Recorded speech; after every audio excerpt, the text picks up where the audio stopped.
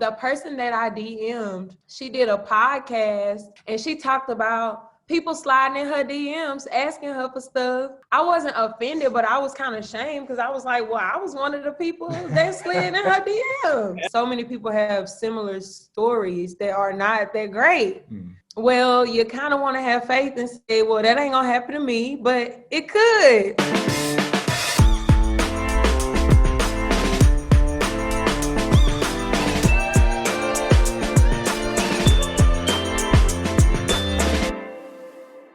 What's up, you guys? It's your girl KB of Heart Combos, and today you are joining me and my guest in the Heart Seat.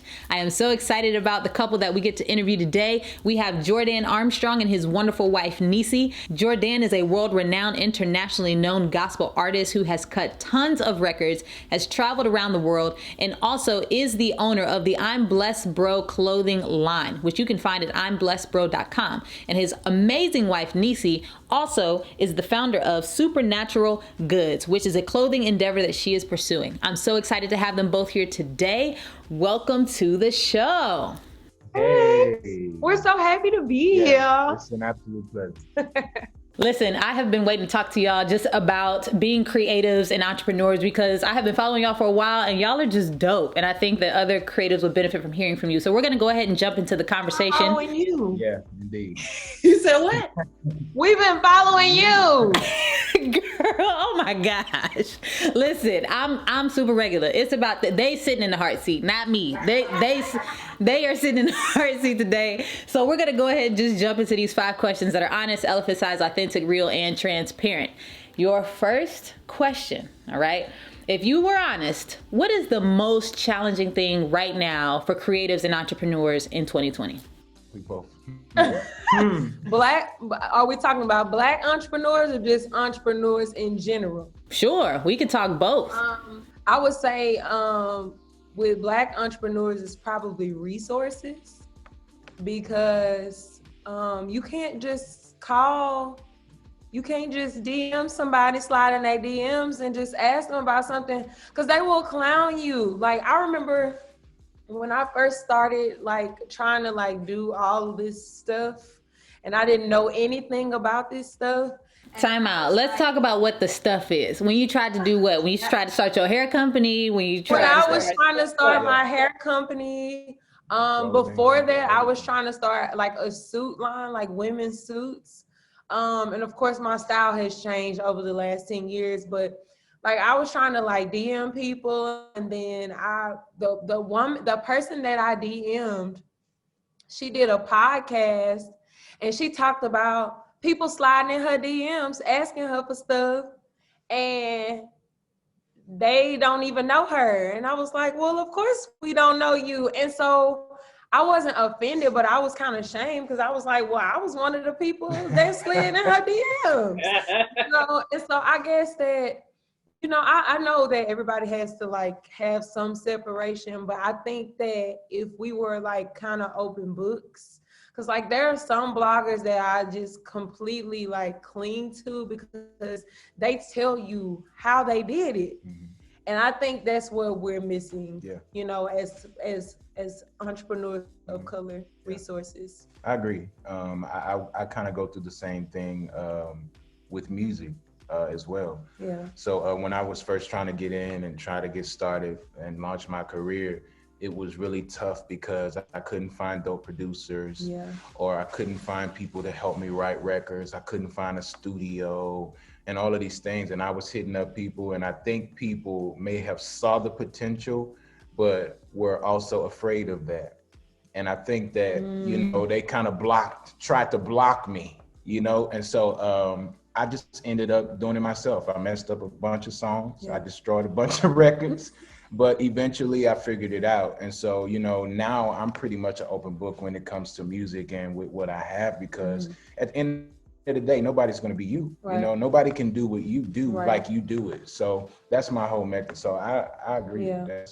That's good. That's real, real good. And you know what's interesting? You were like, hey, 10 years ago, trying to slide into somebody's DMs was almost offensive, right? If you didn't have the relationship, where now in 2020, it's like, that's the first thing people tell you to do. Listen, just reach out to 100 people. You don't have to know them.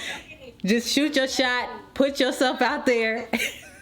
Correct. And you really have to shoot your shot, because can't nobody do nothing but tell you no. And what's so sad about it is that people think that if they give you the play, then you're going to, like he said, you're going to take what they gave you and surpass them, which isn't that the goal anyway? Like, and granted, there are some people where you give them the play and they will forget about you completely, and just, but you know who people, you know who are users, and you know who you can see potential in and say, oh, I want to help this person, and have that discernment. But we got to help each other, period. Indeed. You know, even as women, you know, like any race of women, we have to, you know, we just got to help each other. Yeah. That's real. I love that. So your second question has to do with the E in the Heart Combos acronym, and that is addressing the elephant in the room. So as creatives, when you're pursuing your dreams, you're chasing them, you're pursuing your passion, what's the elephant in the room? What's that thing that everybody knows is there, but nobody wants to look at or talk about? Wow, that's a really good question. I would say doubt for me. Come on. Yeah, I may seem super confident all the time, but I do have moments when it's something new that I'm jumping into, to where I'm like, am I really good at this? Is this dope or is this whack? And I think one thing that's really great about me and her is that we can have those conversations. She's the person I can bounce an idea off of, and she kind of lets me know the real, and vice versa. You know, she'll come up to me and she's like, babe, I'm thinking, what do you think about this design? And I'm like, babe, I don't know. And you know, we're able to be transparent and keep it real with one another. You know what I'm saying? And sometimes, you know, that's what you need. But I would definitely say doubt is the biggest thing for me at times. Yes, that's huge. Doubt is a huge elephant in the room. Like, everybody can look good, right? When the presentation looks good, but to kind of pull back that layer and to be like, there's a lot of doubt back here, some insecurity back here, some fear back here that this joint is not going to work, and I just put everything that I had into this thing. And so I love that. I love that you highlight that doubt is the huge elephant in the room for creatives right now in 2020. Necie, you got anything to add to that? I would say probably fear, but it isn't just like your regular fear. Like, I think I fear that I won't get support.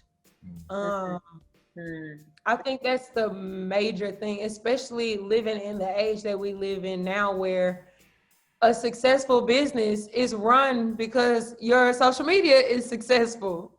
You know what I'm saying? Like, that's literally your platform to be a successful entrepreneur, especially when you think about like these hair brands, like that sell these hair products. They really came up off social media. Fashion Nova, social media. And so I think that sometimes there's a lack of support. So you fear that. Like, if you put all this time into this content and you only get 200 likes and you got 20,000 followers, well, what did I do? What did I do wrong? Did I post it at the wrong time? And I think that, you know, that the fear of whether someone will like the support what you're doing, sometimes that can get in the way of you even like trying, because you feel like nobody's going to hear that or support that, but you honestly got to do it afraid. So. Yeah, because I was going to say, honestly, it's sometimes it doesn't really matter what everybody likes, or if you have all of the likes or whatever, all of the support you think you need. I would always say that you literally it only really takes one right person to support you, and everything would change. It can be, let's just use the example of, I could have come out with a shirt that nobody likes, and then it gets into the hands of Kanye West. He wears the ugly shirt everybody hates, and then boom. Now the shirt is dope.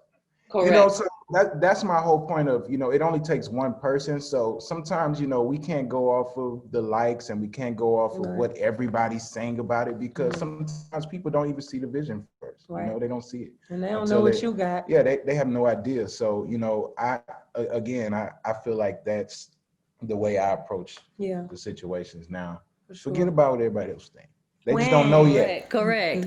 Okay, y'all are doing well. So we're at the hump. We're at the third question, authenticity, right? When it comes to being authentic, I feel like both of you guys are extremely unique. So what have you done to stay committed to showing up as your most authentic self in every space that you're in?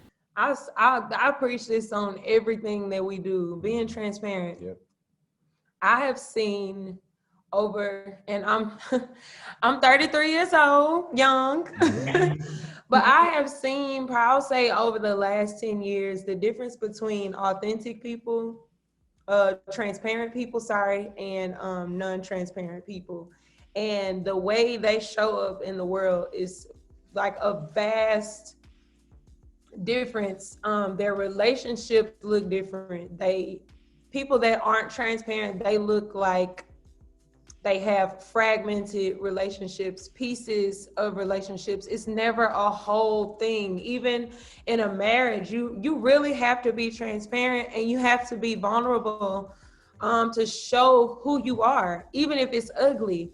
Because I think that when people actually know who you are at the heart of who you are, they can kind of like choose whether they even want to be involved with you, whether they want to have you in their space, whether you're honest about your demons or things that you went through. That's all to help someone else. Yeah. And it cultivates strong, healthy relationships.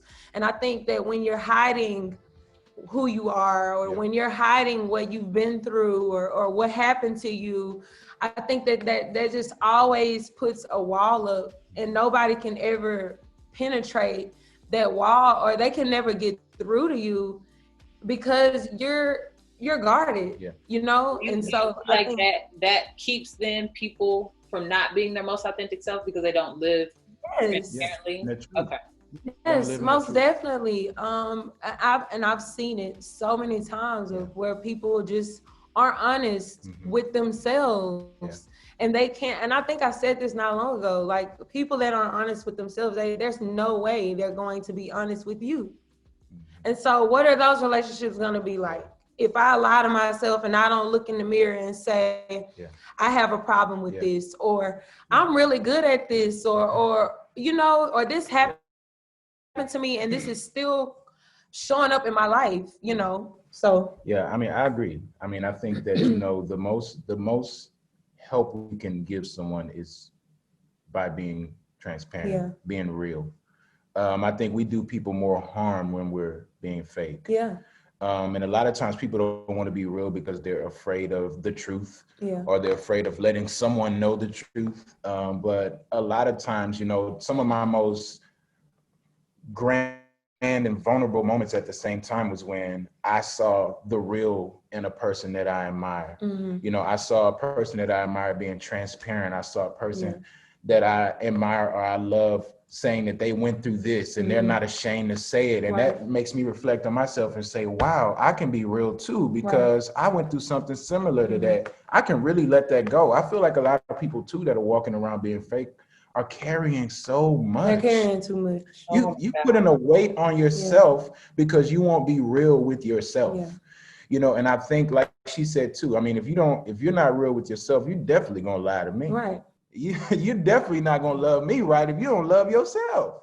Correct. You know, so I 100% agree with you. So authenticity and transparency are almost synonymous. Absolutely. And being authentic just makes your life so much different. It makes your relationships so much more effective. You know, it's people dying like every day. And who wants to lose a loved one that they were never authentic with? They were never their real selves with. And then that's a whole ton more of guilt that you carry in because you weren't who, you know what I'm saying? People that miss out on relationships because they don't say, I have a problem with this, or I'm afraid of this, or these are my weaknesses. I know his weaknesses. So when they show up, I'm like, we're going to have to tackle this head on. He don't have to hide it from me because I already know, you know, and vice versa. So that's really important to me and being authentic. Okay. All right. So when we think about being real, there's one side that you guys already alluded to, right? Of being real, being your most authentic self. But in the Heart Combos acronym, REAL kind of stands for addressing a real issue in real time. So we're not talking about what happened 3 months ago, 6 months ago. We're dealing with what's the real issue today. So my question for you guys is, what do you think the real issue is for young Black creatives in 2020? Like, what is the issue that we are wrestling with the most? It's a lot. So many. Ooh-wee. I mean, I would say a big issue, like I said, would be platform opportunities. I think, and also self. I don't know the word for this, but basically, you know, you getting in your own way of sabotage. Yeah, because sometimes, you know, we can be, you know, I can be somewhat of a cancer to what I'm trying to do. You know, I'm sabotaging my whole situation, you know, because I feel like I know what to do and I don't need any help. Or, you know, like she just posted something. What did you post yesterday where it said, if your dream is, if you don't need help, then it's not big enough. I said if you don't need help with whatever your dream is, it's not big enough. Yeah, you know, and I think that that's the thing too. And sometimes we're afraid to ask for help. Yeah. You know, sometimes we want to seem like, well, you know, I'm successful in this business. I just started a new one. I kind of know how it goes. I've been in the business for a long time. So, you know, I got this. And, you know, a lot of times, you know, it literally takes, you know, teamwork to get your dreams out. And so that's what I would say was definitely in the way. Yeah, I think I would say your circle. I think for a lot of Black creatives, the people around them are small. Like, and I don't mean to say that they are small and you're bigger, but the mindset, like for instance, I'm from a small city. I'm from Shreveport, Louisiana. Come on. I pretty much know most of the people that are from where I'm from. But had I not moved, and Atlanta isn't so amazing, but I like Atlanta, especially for the Black entrepreneur, the Black creative, the musicians, the singers, the songwriters. We have a lot of resources, and we have a lot of people that you can bounce ideas off of, and they aren't going to shoot them down. I think sometimes when we grow up and we're around the same people, and let's just say you're a star, you're LeBron James, and you're from Akron, Ohio, and you're around all these people that are completely normal that you spent your entire life with, and then things start to happen for you, and they're saying, well, no, you shouldn't do that. You shouldn't go to that school. You shouldn't sign that contract. You shouldn't do that. That wouldn't even have led him to where he is had he listened. I'm sure there were people in his life that were saying that. I think sometimes we can make someone feel like they're weird, or that's too far, or that's not a good idea, that's not gonna work. We will legit say that to each other, and you don't know what you're stopping.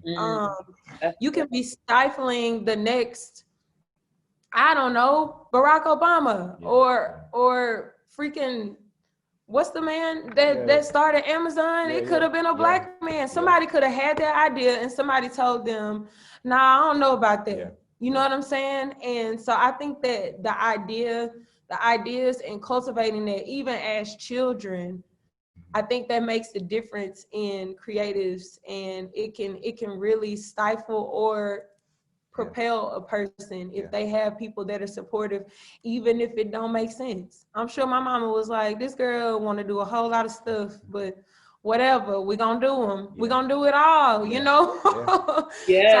So I think it's your circle. Your circle should be so forward thinking that your ideas don't even scare them. No, that's good. That's really good. I heard Jor'Dan say autonomy could be something that really stifles people right now, because they want to be so independent and do everything themselves, and we're not in the space where we look for wisdom anymore, because you think about the oral tradition, like stories being passed down. That's how we used to learn stuff. We used to just listen to people tell us how they did it, right? In 2020, you don't have to do that. You Google everything. Like, I don't have to ask you for your opinion. I don't have to get your perspective.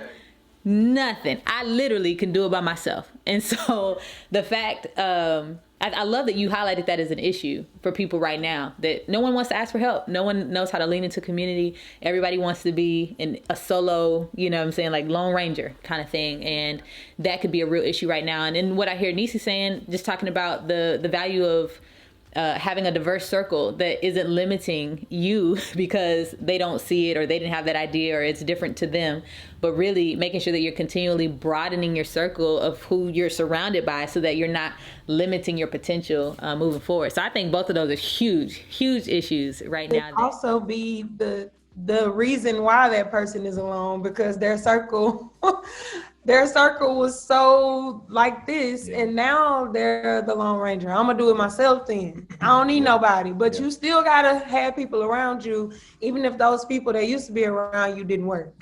Correct.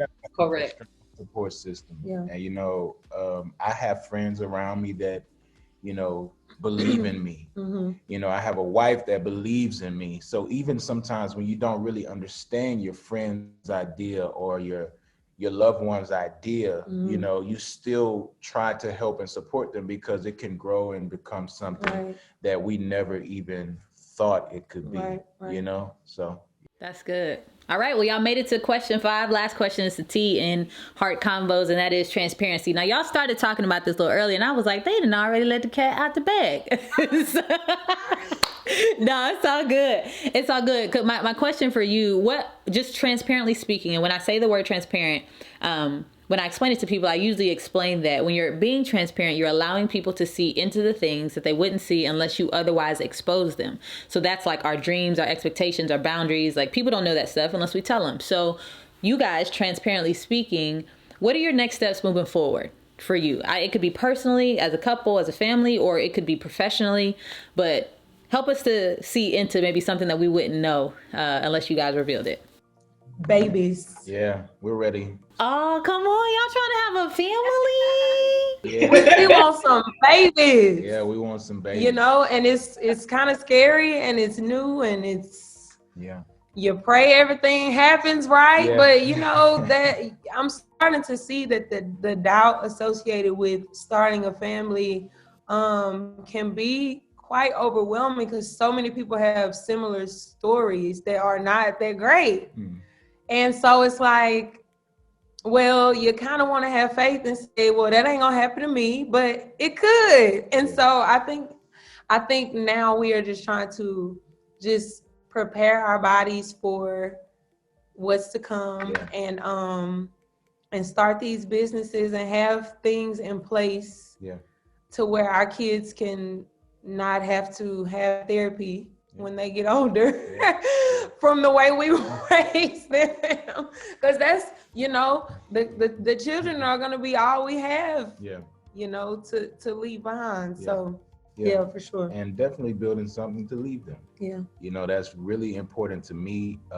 We see it a lot of times. Well, mostly you see it in other races, but in our culture and in our race, we kind of have to play the cards we're dealt, and a lot of times they're terrible cards, and so I would love to basically change that narrative with my family and with what I have, to where I can leave things to my children, or I can show my children that you can be an entrepreneur at the age of 10. You don't have to wait. Like when I was in school, they was telling us, what you gonna be when you grow up? What are you gonna be now? Let's start thinking about that now. Because sometimes we don't ever grow up. Sometimes we 35 years old and we ain't grown up yet and we ain't doing nothing. Oh Lord. So that's a big thing for me. I would love to leave a legacy or leave some things behind, and so my kids can literally just walk into whatever they desire to do. And I think, God's still working on us as far as building an empire, I would say, or building for the kids to, basically inherit. So I think that might be what's happening. So maybe that's what God's waiting on, because we've been trying. Well, I'm glad y'all out here practicing. You know what I'm saying? We've been practicing. Look, and when we say we're trying, people be like, "Oh, you shouldn't try it." We're having fun trying. Okay, excuse you. Yeah. So now we not. Now I'm telling you this. It ain't a chore. It ain't no chore. I must say that. We never want to get to that place. Full transparency. Yeah, we never want to get to that place. We're having fun, and we still enjoying our, 4 a.m. We just up at night just watching TV. Yeah. And folk are like, well, that's all gonna change when you have them babies. You're gonna be up at 4 a.m. and not because you want to be. Yeah, and we're enjoying ourselves. We've been married since 2017, and it's been really great. And the fact that we can just spend our days together, it's a lot of people that aren't blessed and aren't able to do that. Not blessed, but people aren't able to do what we do. And I'm very grateful to God that, we can wake up every morning, go to bed late, talk about ideas. We're both on the We have business meetings every day. She's on the MacBook, I'm on the MacBook. We're just talking across the room, like, hey, look at this. What you think? Blah, blah, blah. And, that's really a blessing. And sometimes it crosses my mind, and I'm like, wow, God, like, I didn't know that, I would be able to live like this, and to share life with somebody that I actually like. Yeah. It's a lot of people I know they don't like the fact that their kids at home. They don't like their kids now. They're like, y'all back home from school. They don't like homeschool now. Oh Lord, I understand. I do. I understand that they don't like the kids right now. Jesus. So we're blessed. We're blessed. Listen, no, for real. We should have just made this whole episode about being newlyweds out here, because the newlywed narrative is not always a good one. Like, some people ride that high and it's short-lived, right? Other people, they come in and after the first 6 months, they're like, why did I get married? So to hear you guys 3 years into your marriage and, and some change or whatever, continuing to make your steps forward, just still really enjoying each other and thriving, and, like that youthful zeal, right? That is there that, listen, and again, so we should have had a whole nother episode talking about friendship. We can always come back. Look, we'll be back. We'll come back. Shoot, because y'all over here dropping gems out here. Listen, I'm glad that you guys were able to join us today. Thank you. Man, we're happy to be a part. We love you, sis. Yes, indeed. We do. Listen, y'all are amazing, and I'm glad our paths have crossed over the years in different spaces, and I appreciate y'all joining me here in the heart seat. I think y'all did rather well. Sometimes people get a little shook when they sit in the heart seat, but y'all did great. You want to know why? Because y'all not new to this. Y'all true to this. This is just how y'all live. Well, thank y'all so much again for being here today. You guys are some of my favorite people, and I know that our guests definitely enjoyed your story and the nuggets that you dropped today in the heart seat, where we're having the conversations that are honest, elephant-sized, authentic, real, and transparent. If you're watching and you want more content like this, you can always become a Heart Combos member, where you can get full access to season 1, but you can also get tools and resources to help you build your own deep, meaningful relationships. As always, I hope that you guys remember, it is not a hard conversation, it's a heart conversation. Until next time, peace.